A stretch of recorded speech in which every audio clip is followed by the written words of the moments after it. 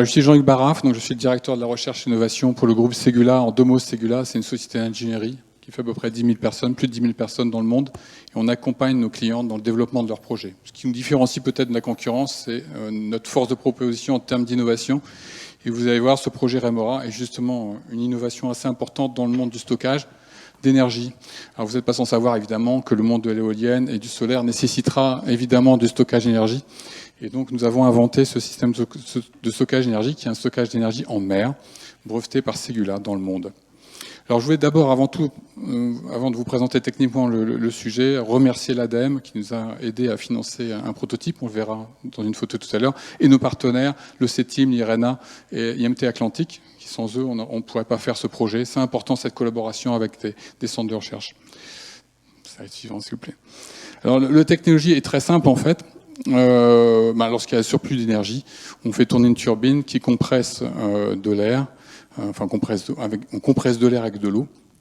En fait, on transforme ce surplus d'électricité en air qu'on compresse sous l'eau. Alors pourquoi sous l'eau? Parce qu'on utilise la contre-pression de l'eau, donc on a à peu près 10 bars de pression.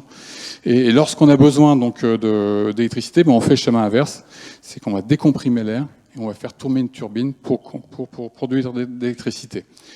La technologie est simple, vous allez comprendre l'intérêt. En fait, les réservoirs sous l'eau, c'est pas très innovant. Ce qu'on a inventé, c'est cette machine qui compresse l'air. Vous savez, aujourd'hui, on compresse de l'air avec des compresseurs. Qui dit compresseur, aujourd'hui mécanique, dit perte en rendement, puisqu'il y a des frottements mécaniques, et problème thermique aussi, puisqu'on va compresser l'air, donc on va le chauffer, et réciproquement, on va refroidir. Donc là, on est isotherme, et on a un rendement excellent, puisqu'on a un rendement de 70%. On utilise des composants standards, il n'y a pas de lithium, il n'y a pas de platine, pas de cobalt.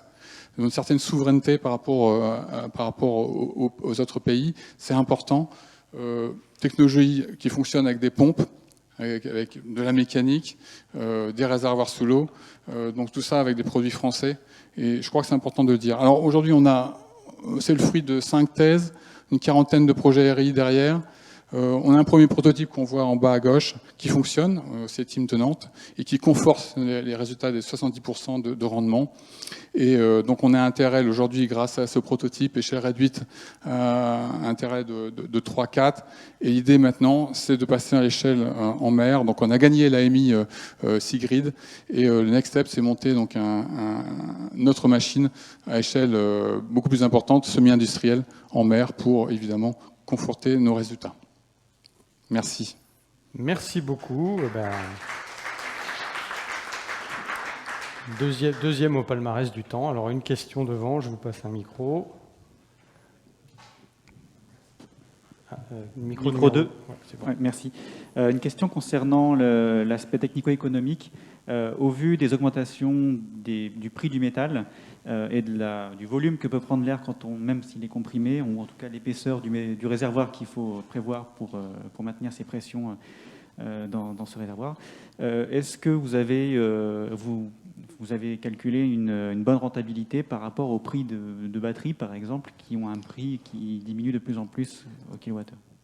Alors, la partie économique, oui, en effet, a été effectuée en CAPEX et en OPEX. On a une durée, alors j'ai oublié d'en parler, on a une durabilité énorme de une cinquantaine d'années. Et l'OPEX, c'est important aussi par rapport à des batteries. Il n'y a pas d'usure, quasiment pas d'usure. Et là, maintenant, c'est facile. Par rapport au réservoir, on n'est pas en acier, en fait. On est en béton. Et on n'a pas des structures très lourdes, puisqu'on utilise la contre-pression de l'eau. Donc la structure, on est toujours isopression en fait, quand on monte à 100 bars, mais les réservoirs, on monte à 10 bars, mais les réservoirs sont à 100 mètres de profondeur. Donc on a des structures en fait légères. Et tous les composants sont des composants standards. Donc il n'y a aucun souci au niveau du CAPEX et de l'OPEX non plus. Très bien, merci. Un dernier complément, éventuellement, sur les 40 secondes qu'il reste. Une petite question. Alors, le gros avantage de la solution, c'est qu'elle est modulable. C'est-à-dire qu'en fait, on peut rajouter des barrages comme on veut et des réservoirs en quantité suffisante. Donc, on peut monter jusqu'à plusieurs centaines de mégawatts, voire même aux gigawatts. Il n'y a aucun souci. Une grosse capacité. Oui, très grosse capacité, oui, en effet. Oui. Bon, écoutez, merci beaucoup. Bravo pour ce projet.